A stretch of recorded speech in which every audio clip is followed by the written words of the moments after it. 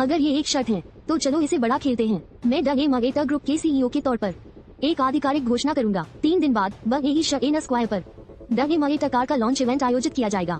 तुम डग ए मगेटा की S7 लेकर आना। मैं वो कार लाऊंगा जो शेन फेई ने मुझे दी है। तब देखेंगे कि आखिर तुम जीते हो या मैं। अगर तुम जीते तो मैं न सिर्फ अपना पद छोड़ दूंगा सीईओ का, बल्कि डग ए मगेटा ग्रुप में अपनी हिस्सेदारी भी कम कर दूंगा। लेकिन अगर तुम हारे तो मैं तुम्हें दोबारा डग ए मगेटा में देखना नहीं चाहता। तुम्हारे हाथ में मौजूद डग ए मगेटा के सारे शेयर तुम्हें बेचने होंगे। ली वयूसई की आवाज ऊंची नहीं थी, लेकिन उनके कहीं हर शब्द बिजली की कड़क की तरह वहाँ मौजूद हर किसी के कानों में गूंजे। किसी ने नहीं सोचा था कि ली वयूसई ने पहले से ही शर्त का समझौता तैयार कर रखा होगा। दर्जन भर से ज्यादा डायरेक्टर्स जो मीटिंग रूम में थे होश में आए और सब एक साथ ली वयूसई को देखने लगे। सबको लगा कि वो जरूर पागल हो गए हैं ली वयूसई की शर्त के समझौते को देखते हुए। ये साफ था कि इस समय लिन जियांचेन के पास सारे फायदे थे। चाहे जो भी हो, डग ए मगेटा कार पर पूरे 1 साल तक रिसर्च और डेवलपमेंट किया गया था और उसमें न जाने कितना पैसा लगाया गया था। फिर भी अब ली वयूसई सिर्फ 33 अरब के पार्टनर शेन फेई के साथ मिलकर लिन जियांचेन से शर्त लगाना चाहते थे। यह ऐसा ही था जैसे ली वयूसई शेन फेई के साथ मिलकर पूरे डग ए मगेटा ग्रुप का सामना कर रहे हूँ।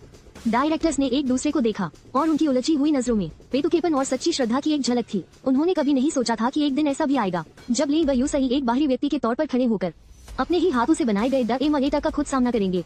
लेकिन जो बात वे समझते हैं वह ये है कि ली बुसी का ये तरीका चाहे अच्छा हो या बुरा, उनके व्यक्तिगत रूप से दामी ग्रुप के लिए सबसे अच्छा है। क्योंकि चाहे लिन जियांचेंग सफल हो या ली बुसी, अंत में दामी ग्रुप ही विजेता होगा। लिन जियांचेंग और ली बुसी के बीच का आंतरिक संघर्ष इस तरह से चुपचाप समाप्त हो जाएगा कि इसका असर धीरे धीरे होगा और कोई बुरा असर भी नहीं पड़ेगा। यहाँ तक कि ज्यादातर लोगों को तो इस बारे में पता भी नहीं चलेगा। ये सोचते हुए मीटिंग रूम में मौजूद हर डायरेक्टर खुद को रोक नहीं पाया और ली बुसी को सम्मान की नजरों से देखने लगा। कम से कम इस पल में चरित्र के मामले में ली बुसी ने उन्हें पूरी तरह से जीत लिया था। लेकिन अगर फायदे की बात करें तो यहाँ मौजूद डायरेक्टर्स आखिरकार लिन जियांचेंग का ही साथ देंगे, क्योंकि जिस पर ली बुसी ने ये शर्त रखी किसी को भी यह विश्वास नहीं था कि वह जीत सकते हैं। 10 मिलियन की पूंजी, 3 दिन का समय, भले ही शेन फेई कितना भी काबिल क्यों न हो, बाहर लोग उसकी कितनी भी तारीफ क्यों न करते हो, उसे भगवान ही क्यों न बना दे, उन्हें नहीं लगता था कि शेन फेई एक नई एनर्जी कार का ऐसा मॉडल बना सकता है जो सभी को जीत ले। डायरेक्टर ले, आप ऐसा क्यों कर रहे हैं? ये सच है कि हमारे बीच कुछ बातों पर असहमति है और मैं ये भी मानता हूँ कि मैं दामी का सीईओ बनना चाहता हूँ, लेकिन मैंने कभी आपको पूरी तरह से खत्म करने के बारे में नहीं सोचा था।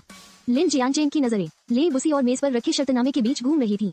उसकी आंखों में थोड़ी हिचकिचाहट थी। ली बुसी के इस कदम ने वाकई उसे हिलाकर रख दिया था। जिस दिन से उसने दाई मत में कदम रखा था, लाम किन थान जानता था कि लोई बोतुस एक बहुत टेढ़ी खीर है। भले ही उसे यान किंग से समर्थन हासिल था, जिससे लोई बोतुस भी उससे डरता था, फिर भी इतने सालों से दाई मत में वह हमेशा लोई बोतुस के दबाव में रहा और कभी सिर नहीं उठा पाया।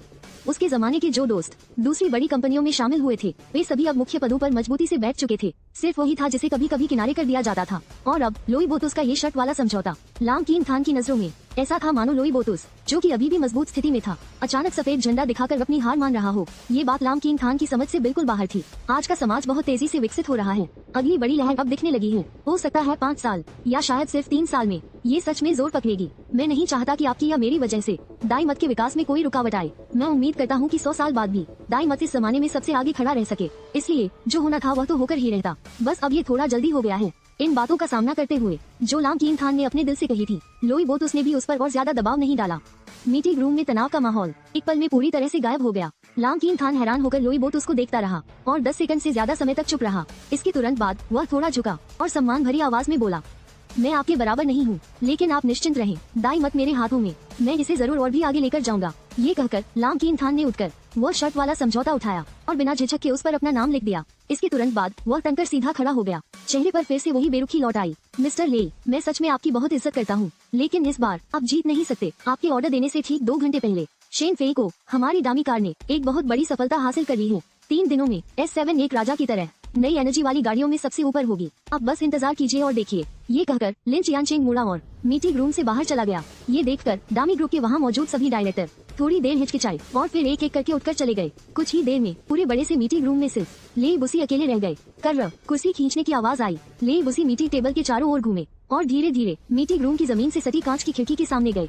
यहाँ से नीचे देखने पर पूरे शहर की रौनक साफ दिखाई देती थी। ली बुसी ने बहुत देर तक चुपचाप देखा और फिर धीरे से बुदबुदाई, क्या मैं सच में हार जाऊंगा? वो अब तक का सबसे हैरान कर देने वाला नौजवान है जिससे मैं आज तक मिला हूँ। उसे देखकर मुझे एक जानी पहचानी सी भावना महसूस होती है, जैसे मैं अपने पुराने दिनों में था। लेकिन मैं जानता हूँ कि अपनी जवानी में वह मुझसे कहीं ज्यादा काबिल है। जब ली बुसी अपनी सारी उम्मीदें शेन फेई पर लगा रहे थे, तो शहर के बाहरी इलाके की एक वर्कशॉप में मैं पहले ही सिस्टम की सुपर लेबोरेटरी में दाखिल हो चुका था। ली बुसी ने मुझे जो ऑर्डर दिया था उसके बारे में नेटिजन्स को पता था। वो ऑर्डर एक नई एनर्जी वाली गाड़ी बनाने का था। सब लोग जानते हैं, लेकिन ऑर्डर की खास जानकारी सिर्फ मुझे ही सबसे अच्छे से पता थी। इस वक्त एक असली जंगल में खड़े होकर, जो कि मेरी सुपर लैब का हिस्सा है, मुझे लेब उसी का वो लंबा चौड़ा ऑर्डर याद आया जिसमें 1000 शब्द थे और मैं अपने होंठ भींचने से खुद को रोक नहीं पाया। ऑर्डर की पहली लाइन में लेब उसी ने मुझसे कहा था कि कोई प्रेशर मत लेना। वो जानते थे कि 3 दिनों के अंदर मुझसे एक नई एनर्जी कार का मॉडल बनवाना जो सबका ध्यान अपनी ओर खींच सके। किसी को भी मुश्किल में डालने वाली बात है। अगर मैं फेल भी हो जाता तो भी लेब उसी ऑर्डर के पैसे वापस नहीं मांगेंगे और न ही वो बाहर किसी को बताएंगे कि मैं फेल हो गया हूँ।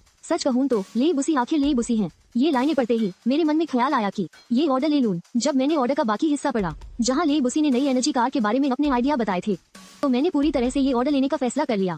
गियर की खासियतें, बैलेस्ट शाफ्ट, कंपोजिट मटेरियल, बनाने की लागत, बैटरी, मोटर, हर तरह के इलेक्ट्रॉनिक कंट्रोल और सबसे जरूरी स्मार्ट ड्राइविंग सिस्टम भी। बॉस ले, आपने वाकई बहुत बड़ी मांग रख दी है। ये काफी चैलेंजिंग है, लेकिन जहाँ तक मुझे लगता है ठीक तो है, लेकिन अभी भी उतना अच्छा नहीं है। बॉस ले, बस इंतजार कीजिए, मैं आपको एक बड़ा तोहफा दूंगा। ये बड़बड़ाने के बाद मैंने सिस्टम स्टोर खोला और जरूरी मटेरियल चुनना शुरू कर दिया इस नई एनर्जी कार को बनाने के लिए। हालांकि मैं लेब उसी की काफी इज्जत करता हूँ, जो एक बहुत ही बेहतरीन बिजनेसमैन है, लेकिन मुझसे ये कहना कि मैं बहुत सारा पैसा लगा दूं, ये तो बिल्कुल नामुमकिन है। क्योंकि इससे पहले एक सबसे जरूरी वजह और भी है जिस बात ने मुझे बिना कुछ कहे ही ये ऑर्डर लेने पर मजबूर कर दिया।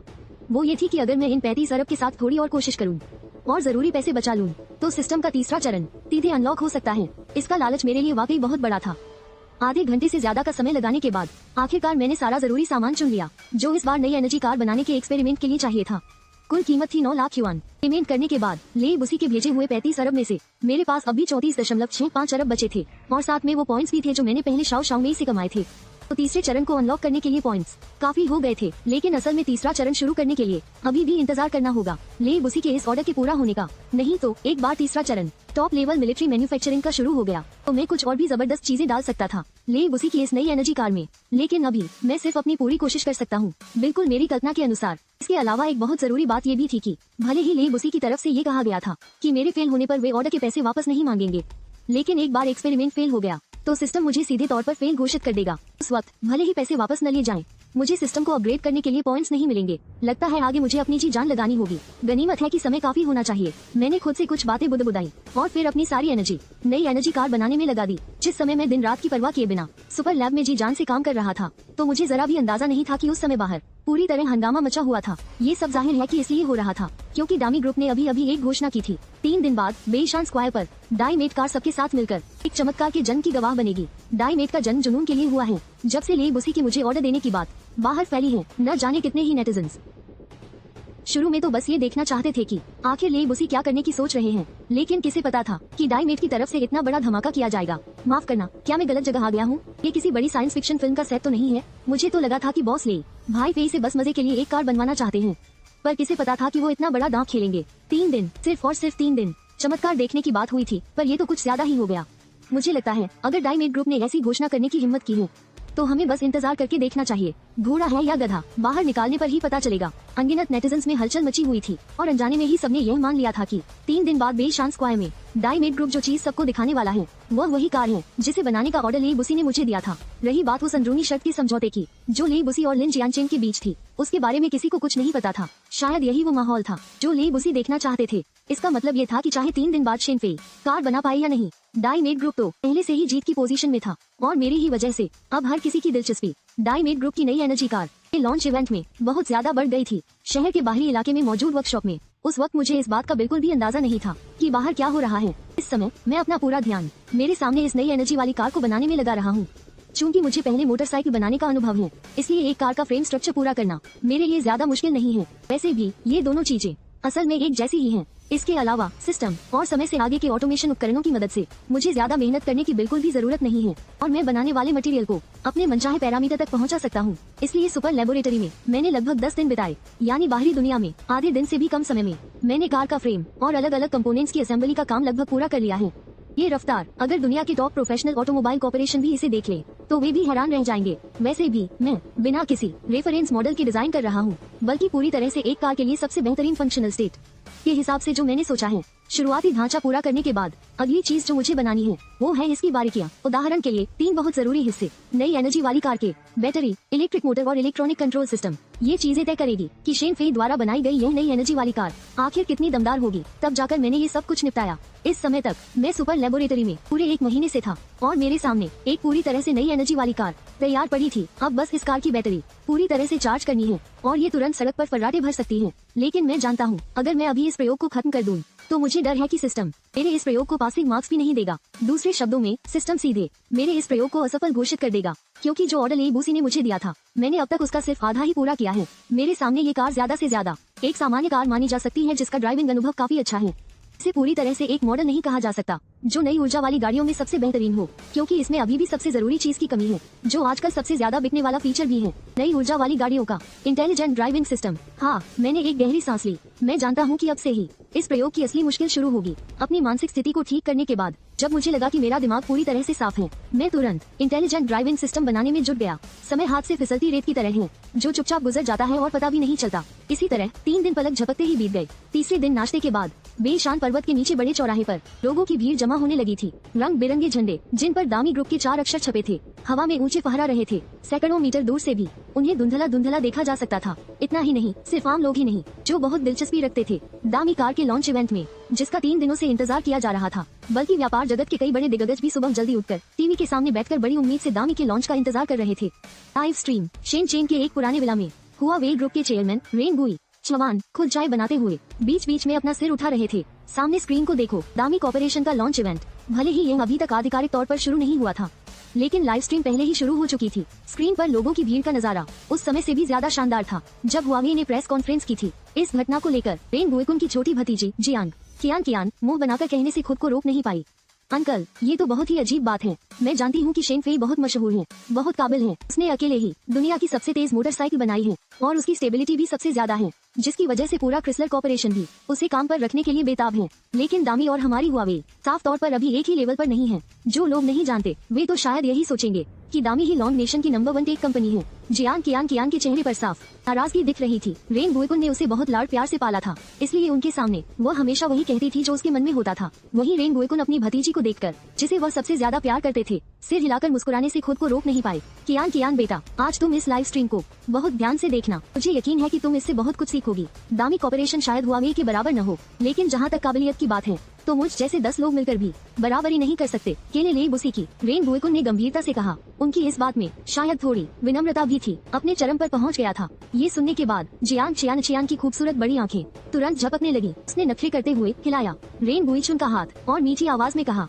चाचा, आपको कुछ समझ आ गया है ना? आप मुझे बताइए ना। ये सुनकर रेन बुईचुन बेबसी में अपनी छोटी भतीजी को देखने लगे। उन्होंने चाय का कप उठाकर एक घूंट पिया और फिर धीरे से बोले, ठीक है, मैं तुम्हें बताता हूँ। तुम्हारे अंकल ले का ये कदम साफ तौर पर किसी और का फायदा उठाना है। फायदा उठाना? जियांग चियान ने अपना छोटा सा सिर झुकाया। उसके चेहरे पर उलझन के भाव थे। वही रेन बुईचुन एक पल रुककर एक गहरी सांस लेने के बाद आगे बोले, चियान, असल में तुम भी ये देख सकती हो, जैसा कि तुमने अभी कहा, दामी का मौजूदा पैमाना अभी भी हुआवे के बराबर नहीं है। लेकिन फिर दामी ग्रुप का आज का कार लॉन्च इवेंट ज्यादा भव्य क्यों हो? हमारे पिछले ZJ-S7 के लॉन्च से भी ऐसा इसलिए है क्योंकि ले बुसी ने उस शेन फेई नाम के नौजवान का सहारा लिया है। अपनी बात खत्म करते करते रेन बुईचुन अपने सामने वाली स्क्रीन को देखे बिना नहीं रह सके। एक गहरे अर्थ वाली नजरों से इस समय स्क्रीन पर दिख रहा था कि प्रेस कॉन्फ्रेंस आधिकारिक तौर पर शुरू होने में 5 मिनट से भी कम का समय बचा था। ये सुनकर पास खड़ी जियांग चियान की खूबसूरत आंखें तुरंत बड़ी हो गयी। चाचा, आपका मतलब है ले बुसी ने शेन फेई को ऑर्डर दिया? असल में शेन फेई से सच में उम्मीद नहीं कर रहा था कि वह 3 दिनों में एक नई एनर्जी वाली कार बना सकता है, बल्कि सिर्फ अपनी दामी कार को प्रमोट करने के लिए शेन फेई की हाल की लोकप्रियता और चर्चा का इस्तेमाल करना चाहता था। ये सुनकर रेन बुईकुन मुस्कुराया, सिर हिलाया और बोला, कियान, तुमने बिल्कुल सही अंदाजा लगाया है। असल में इस मामले के सामने आने के बाद उसी इंडस्ट्री के बहुत से बिजनेसमैन ने मुझसे इशारों में पूछा था कि आखिर ले बुसी क्या करने की सोच रहा है। उनमें न्यो और BYD के बड़े बॉस भी शामिल थे। उस समय मैंने आखिर में उनसे पलटकर सिर्फ एक ही सवाल पूछा और वे तुरंत समझ गए। वो ये कि जब उन्होंने कार बनाने के लिए रिसर्च की थी तो उन्होंने कितना समय लगाया था और कितना पैसा लगाया था। कारें कंप्यूटर और मोटरसाइकिलों से अलग होती हैं। वे बहुत ज्यादा जटिल होती हैं, खासकर नई एनर्जी वाली गाड़ियाँ। शेन फेई नाम का वो नौजवान वाकई बहुत शानदार है, लेकिन 3 दिनों के अंदर एक नई एनर्जी वाली कार का मॉडल बना लेना, ये भला कैसे मुमकिन हो सकता है? लेकिन ये लड़का शेन फेई मुझे सच में बहुत पसंद है। आजकल बहुत कम ही ऐसे नौजवान मिलते हैं जिनके पास इतनी अच्छी टेक्निकल स्किल्स हों। मैंने हुआवे के एचआर डिपार्टमेंट से कह दिया है कि वो शेन फेई को एक ऑफर लेटर भेज दे। मुझे यकीन है कि वह मान जाएगा। शेन फेई का नाम लेते ही रेन गुईकुन की आंखों की गहराई में भी गहरी तारीफ का भाव साफ छलकने लगा। वहीं ये सुनकर जियान कियान अपनी उत्सुकता को और नहीं रोक सकी। आखिरकार वह भी जानती थी कि उसके मामा जी हमेशा से अपनी दरियादिली के लिए मशहूर हैं। मामा जी, आपने शेन फेई को कितना ऑफर दिया है? ये सुनकर रेन गुईकुन ने अपना सिर घुमाया और जियान कियान की ओर देखकर कहा, जानना चाहती हो? हाँ, बिल्कुल जानना चाहती हूँ। चियांग शेन को सिर हिलाते देख जैसे कोई मुर्गी दाना चुग रही हो, रेन कुई छगुन ने भी बात को और नहीं घुमाया। शेन फेई के लिए उसने जो शर्त रखी है उसमें हुआवे का एक हिस्सा देने के अलावा हुआवे के शेयर्स का उसे कम से कम सालाना वेतन भी दिया जाएगा, 1050 अरब डॉम का, और अगले साल से वेतन में वृद्धि 10% से कम नहीं होगी। रेन कुई छगुन की आवाज कमरे में धीरे धीरे गूंज रही थी। चियांग शेन के छोटे से चेहरे पर भाव तुरंत जम से गए। उसने सोचा था कि रेन कुई छगुन शेन फेई के लिए बहुत ऊंची कीमत लगाएगा, लेकिन सपने में भी नहीं सोचा था कि कीमत इतनी ज्यादा होगी। बाकी चीजों की तो बात ही छोड़ो, सिर्फ 1050 अरब का सालाना वेतन ही हुआवे के लिए काफी था। एक उच्च तकनीकी टीम को काम पर रखने के लिए जिसमें 30 लोग हों। वो कुछ सेकंड के लिए सुन्न रह गई जब तक कि थोड़ी दूर स्क्रीन पर दामी के कार लॉन्च इवेंट के आधिकारिक तौर पर शुरू होने की घोषणा नहीं हुई। तब तक चियांग शेन उस सदमे की स्थिति से बाहर नहीं निकली। उसने रेन कुई छगुन के साथ सिर उठाकर लाइव स्ट्रीम स्क्रीन की ओर देखा और उसका छोटा सा मुंह बड़बड़ाने से खुद को रोक नहीं सका। जब तक कि वह शेन फेई अंधा न हो, नहीं तो वह बिल्कुल भी इस अविश्वसनीय कीमत को मना नहीं कर सकता। दामी ग्रुप का कार लॉन्च इवेंट आधिकारिक तौर पर शुरू हो गया।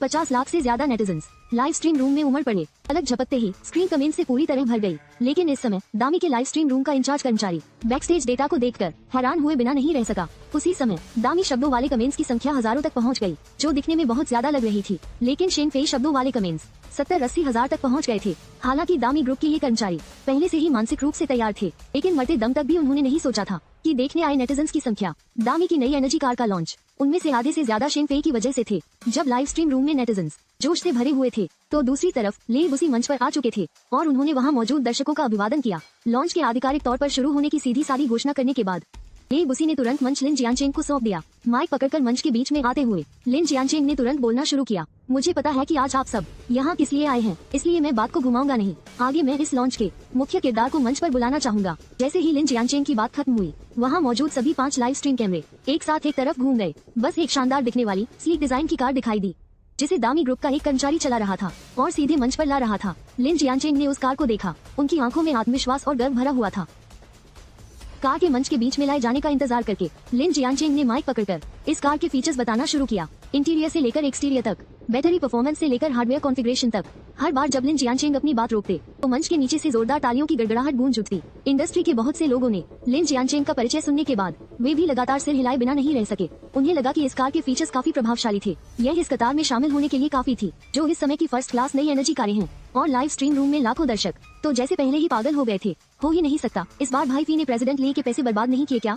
ऐसा लग रहा है कि इसके एक्सटीरियर और इंटीरियर दोनों पर ही बहुत पैसा लगाया गया है। तेरी जवानी खत्म हो गई। भाई फी अब पहले वाले भाई फी नहीं रहे। अम्मा कैसे कहूँ, भले ही यह कार काफी अच्छी है, लेकिन इसे देखकर मुझे कुछ खास महसूस नहीं हुआ। ये बाजार में मौजूद दूसरी नई एनर्जी वाली गाड़ियों से ज्यादा अलग नहीं है।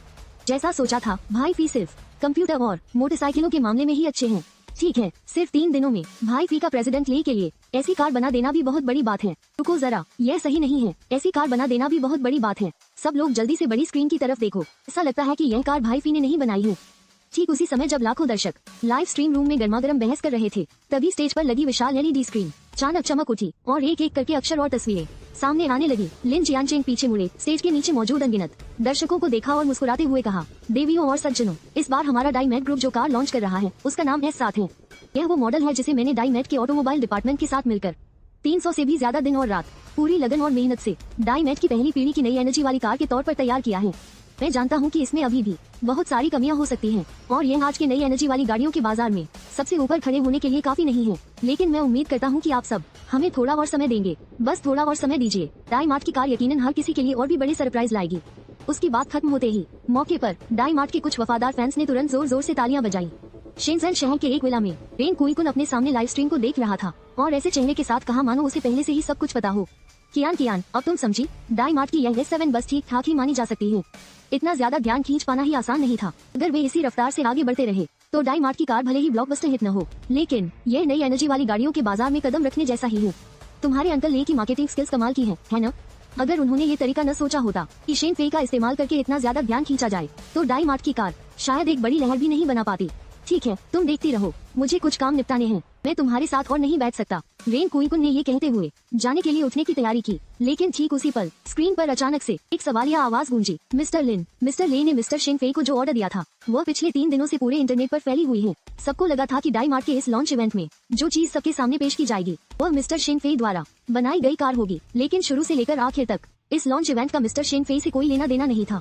मैं एक सवाल पूछना चाहता हूँ, क्या मिस्टर शिंग फेई फेल हो गए? वह 3 दिनों के अंदर आप लोगों की जरूरतों के मुताबिक कार नहीं बना पाए, है ना? मौके पर मौजूद एक रिपोर्टर ने माइक पकड़कर गंभीरता से पूछा। रेन कुइकुन जो जाने के लिए उठ चुके थे, ये देखकर वह एक पल के लिए झिझका और फिर से कुर्सी पर बैठ गया। वहीं कार्यक्रम में और लाइव स्ट्रीम में मौजूद अनगिनत दर्शक जो इस सवाल में बहुत ज्यादा दिलचस्पी रखते थे, सब तुरंत कान लगाकर सुनने लगे। मंच पर लिन चियांचेंग ने ये सुना और बस शांति से मुस्कुराया। फिर उसने अपना सिर घुमाकर देखा मंच के नीचे ले बुसी की ओर। मुझे लगता है कि यह सवाल प्रेसिडेंट ले को ही खुद ही सबको इसका जवाब देना चाहिए। लिन चियांचेंग ने मंच के नीचे ले बुसी को देखा और उसके चेहरे पर काबू न रख पाने वाला एक विजेता का भाव था। जैसे ही उसने अपनी बात खत्म की, सभी लोगों ने एक साथ उस तरफ देखा जहां ले बुसी खड़े थे। इस समय ले बुसी ने धीरे से आह भरी और फिर अपने चेहरे के भाव को शांत कर लिया। ऐसा लग रहा था कि वह अपने दिल में पहले से ही इस स्थिति से निपटने के लिए तैयार थे। लेकिन ठीक उसी पल एक ट्रैक्टर जैसी फड़फड़ाने की आवाज ने अचानक वहां की खामोशी को तोड़ दिया। उस अचानक आई ट्रैक्टर की आवाज ने वहां मौजूद सभी लोगों को हैरान कर दिया। ये जानना जरूरी है कि यह एक हाईटेक नई एनर्जी वाली गाड़ी का लॉन्च इवेंट था और वहां इस ट्रैक्टर की आवाज का आना बहुत ही अजीब लग रहा था। होश में आने के बाद सभी लोगों ने एक साथ अपना सिर घुमाया और उस तरफ देखने लगे जहां से आवाज आ रही थी। उन्होंने देखा कि काला धुआं छोड़ने वाला ट्रैक्टर अब टॉप के सबसे पूर्वी हिस्से में रुक गया था। ठीक उसके बाद उस ट्रैक्टर का ढीला ढाला दरवाजा अंदर से खुला। एक सांवली त्वचा वाले बूढ़े आदमी गाड़ी से नीचे उतरे। इतने सारे लोगों को अपनी तरफ देखते हुए पाकर वह बूढ़ा आदमी भी थोड़ा घबरा गया, लेकिन ठीक उसके बाद जैसे उन्हें कुछ याद आया हो, उन्होंने तुरंत अपना मुंह खोला और जोर से चिल्लाए, कौन है बॉस ले? एक बॉस शेन ने मुझसे कहा कि मैं कार यहाँ आपके पास ले आऊँ। बूढ़े आदमी की खुरदरी आवाज पूरे दृश्य में गूंज गई। सभी ने अनजाने में ट्रैक्टर के पीछे वाले ट्रेलर की ओर देखा। बस दरार के पार देखा गया। पीछे ट्रेलर पर लगे लकड़ी के ढेर के बीच धुंधले रूप में देखा जा सकता था कार का एक कोना। इस समय ले बुसी के होश में आने के बाद वो तुरंत बूढ़े आदमी के सामने तेजी से चला गया। मैं ही बॉस ले हूँ जिसके बारे में आपने कहा था। चाचा, क्या शेन फेई ने आपसे कहा था कि कार मेरे लिए लाओ? कार पीछे है ना? इस समय ले बुसी के चेहरे पर उत्साह अब छिपाया नहीं जा सकता था। हालांकि थोड़ी देर हो गई, लेकिन अंत में शेन फेई समय पर पहुंच गया। उसे आखिरी मिनट में कार सौंप दी, लेकिन जैसे ही ले बुसी ने कहा और वह पीछे की ओर जाने के लिए पैर उठाने वाला था ट्रैक्टर के पीछे ट्रेलर की ओर, तो वह सांवले रंग का बूढ़ा आदमी ने फिर से अपना हाथ बढ़ाकर ले बुसी को रोक दिया। बॉस ले, अभी नहीं देख सकते, आप अभी इसे नहीं देख सकते। आपने अभी तक शिपिंग शुल्क का भुगतान नहीं किया है। मैंने कई घंटे गाड़ी चलाई, तब जाकर मैं आपके लिए ये कार यहाँ लाया हूँ। उस मिस्टर शेन ने मुझसे कहा था कि मैं आपसे शिपिंग शुल्क मांगूं। बूढ़ा आदमी बेसब्री से बोला। उसकी बात सुनकर यहाँ तक कि चेहरे के भाव भी ले बुसी के चेहरे पर भी जम गए। लाइव स्ट्रीम रूम में लाखों दर्शक तो तुरंत हंसी से लोटपोट हो गए। मैं मजाक नहीं कर रहा हूँ, मैंने अभी अभी एक घूंट पानी पिया और फिर उसे थूक दिया। नहीं नहीं, मुझे पहले 3 मिनट हंसने दो। चलो, लोई बुसी के लिए गाड़ी ट्रैक्टर से लाना तो एक बात है, पर यहाँ तो ट्रांसपोर्ट का किराया आने वाले को ही देना पड़ रहा है। ये तरीका तो सच में लाजवाब है। वही जाना पहचाना अंदाज, वही जाना पहचाना तरीका। भाई फी आखिर भाई फी ही है। हाँ हाँ, सब लोग जल्दी देखो, लोई बुसी को तो अपनी जिंदगी पर ही शक होने वाला है। भाइयों, मजा आ गया, मेरा तो दिल खुश हो गया। बस यही तो चाहिए था। लाइव स्ट्रीम रूम में दर्शक तो हंस हंस कर लोटपोट हो रहे थे और असल जगह पर भी जोरदार ठहाके गूंज उठे। सिर्फ वो बूढ़े अंकल ही अब भी चौकन्ने चेहरे के साथ लोई बोसी को देख रहे थे, मानो कह रहे हो कि पैसे नहीं दोगे तो गाड़ी देखने को नहीं मिलेगी। जब लोई बोसी होश में आए तो उनकी पलकें 2 बार जोर से फुड़की। उसके तुरंत बाद उन्होंने पीछे हाथ हिलाया। एक औरत जो सेक्रेटरी जैसी दिख रही थी तेजी से आगे आई। उसने अपने पर्स से कुछ 100 युआन कैश निकाले और बूढ़े अंकल को दे दिए। तब जाकर वो बूढ़े अंकल संतुष्ट हुए और लोई बोसी को गाड़ी के पिछले हिस्से की तरफ ले गए। थोड़ी देर बाद बूढ़े अंकल ने ट्रैक्टर के डाले का दरवाजा नीचे किया। तब जाकर सब लोग ज्यादा साफ देख पाए उस नई एनर्जी वाली गाड़ी को जिसे शिंग फी ने बनाया था।